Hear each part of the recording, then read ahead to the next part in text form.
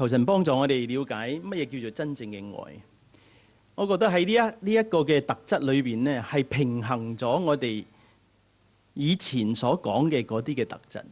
當我哋喺前邊所講嘅一啲愛嘅特質嘅時候呢，我哋發現呢，有好多都係比較柔軟嘅，比較溫馨嘅，比較唔計較嘅，比較退讓嘅。但係保羅喺度，佢好怕一個人呢，因為實踐愛而到一個地步，佢唔了解乜嘢係真理嘅立場，所以佢要喺呢度加上一句，而呢一句係非常之重要嘅一句。點樣可以做一個剛柔並濟嘅人呢？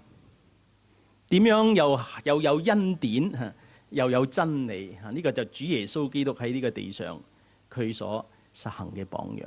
點樣能夠有恩典又有真理，而且係充充滿滿嘅有呢兩樣？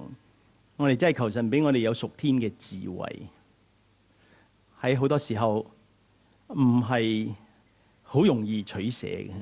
咩時候要硬啲？咩時候要軟啲？咩時候要企穩？咩時候要退讓？呢個係屬天智慧。求神俾我哋做一個敬虔人。聖經話敬畏耶和華就係智慧嘅開端。當我哋做一個敬虔人嘅時候，我哋就有嗰個屬靈嘅通識。我稱呢個叫做 spiritual common sense。當我哋有敬畏神嗰個心嘅時候，神就會俾我哋有一個嘅屬靈嘅通識。而呢個通識呢，就俾我哋知道喺咩嘅時候、咩嘅場合應該做乜嘢嘅決定，而使我哋可以做一個剛柔並濟、有恩典亦都有真理嘅人。愛係不喜歡不義，只喜歡真理。我哋需要學習第二個嘅原則。第二個原則咧就係實踐一種叫做堅韌嘅愛。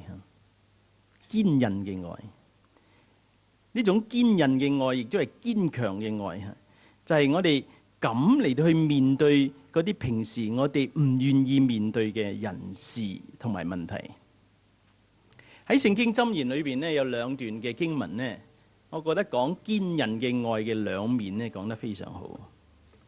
第一段嘅經文呢，喺箴言書第27章第5節。27章第5節呢度話：當面的責備強如背地的愛情。當面嘅責備強如背地嘅愛情。有堅韌嘅愛呢，就係你願意責備你所愛嘅人。當你睇到對方佢做嘅事情係同真理相違背嘅時候，你有嗰種嘅勇敢、嗰種嘅膽量嚟到去同對方講唔啱，離開咗正道。你用呢一個嘅責備嚟到去將佢挽回翻嚟，嚟到合神嘅心意，唔容許呢啲嘅罪惡嚟到滋長。可能咁樣做咧，令到人哋好唔舒服嘅嚇。其實冇一個人係想俾人哋嚟到去責備嘅，但係因為愛嘅緣故，我哋願意嚟到去面對。雖然有時會令到人哋唔歡喜，但係我哋喺神嘅面前保存一個清潔嘅良心。你如果愛一個人呢，你就唔好因為對方嘅一啲嘅過錯而唔理會，而姑息或者縱容。因為如果你咁落去呢，長遠計呢，其實你係對佢唔好嘅。我哋中國人嘅文化呢，就係以和為貴嚇，經常呢，就係我哋好多呢啲背地的愛情。意思即係話呢，愛嚇，我哋愛咁呢，我哋就唔敢責備，而呢，好多時候呢，就讓呢啲嘅情況呢繼續嘅嚟到去滋長。有時候我哋就算責備嘅時候，都係轉彎抹角嚇，含含糊糊嚇。但係咧，好多時候轉一個身咧，我哋喺背後咧就搬弄是非啦嚇。然後喺背後咧就哇講得好激烈啦嚇。然後咧就説長道短啦嚇。然後咧就喺後邊咧先至嚟到去責備啊呢個人。但係咧好多時候咧，當事人都唔知。到當事人知嘅時候咧，呢個情況已經環遊咗成個世界先至翻轉頭，讓佢知道。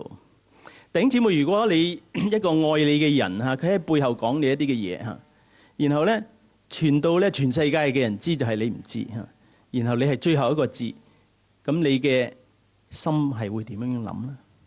你會點諗啊？你心裏邊會講點解你唔講俾我聽呢？點解你唔當面話俾我聽呢？等呢件事而家傳到所有嘅人嘅耳中，而且嗰個版本已經變晒啦，唔同晒啦。咁你會有一種被人出賣嘅嗰種嘅感覺。所以弟兄姊妹，如果你唔想有呢種咁嘅被傷害、被出賣嗰種嘅感覺呢，最好係咩呢？最好喺面前同對方講。當然講嘅時候呢，都要有一啲嘅技巧，有啲技巧。喺好幾年前呢，我睇報紙呢，有一個專欄呢，叫做 Dear Abby 喺美國嘅一個專欄。呢個專欄呢，係專門呢嚟到去請啲讀者呢嚟到去寫啲問題嚇。有時唔單單寫問題，佢寫佢哋啲個案嚇，然後呢就請教呢個嘅 Abby 女士。咁咧有一日有一個嘅女士咧，佢就寫咗一個嘅經歷。佢咧就話：佢話最近喺你專欄裏邊咧有一封信咧，使我想起我自己屋企裏邊一個好溫馨嘅回憶。佢話一直以嚟咧，我媽媽咧都係好中意批評人。每一個親人同佢見面嘅時候咧，佢一定喺嗰度咧就批評呢個批評嗰一個。就喺背後講好多人嘅壞話，咁咧每一個親友嚟到咧都好難頂嚇，都頂唔順嚇。但係咧冇乜人敢同佢講。咁啊，直到有一日咧，佢嘅孫女即係我嘅女嚇，即係寫呢一個嘅經歷嘅呢個人嘅女。佢話直到有一日咧，佢嘅孫女咧嚟到去睇佢。佢話當我媽媽開始嚟到去數人哋嗰啲唔好嘅嘢嘅時候咧。呢個小孫女咧就話啦，佢話：婆婆啊，你而家有20分鐘咧，可以數你要數嘅人嘅嗰啲嘅唔好嘅嘢。20分鐘之後，我哋嚟講一啲開心啲嘢，好唔好啊？佢話：佢媽媽一聽咗呢一句説話之後咧，就成個人咧就呆咗，唔知點反應。嗱，呢個孫女咧好聰明，佢話：婆婆啊，有20分鐘俾你，嗱，而家任你講嚇，你講乜嘢人嘅壞話都得，但係咧20分鐘之後，我哋嚟講啲好嘅嘢，好唔好啊？佢話從嗰一次開始咧，唔知點解咧，佢話我媽媽嚇就成個人變晒，就係呢句説話咧刺激咗佢，就讓佢咧諗翻起自己一直以嚟呢一個嘅壞習慣，所以佢從嗰日開始，直到而家佢已經90歲啦。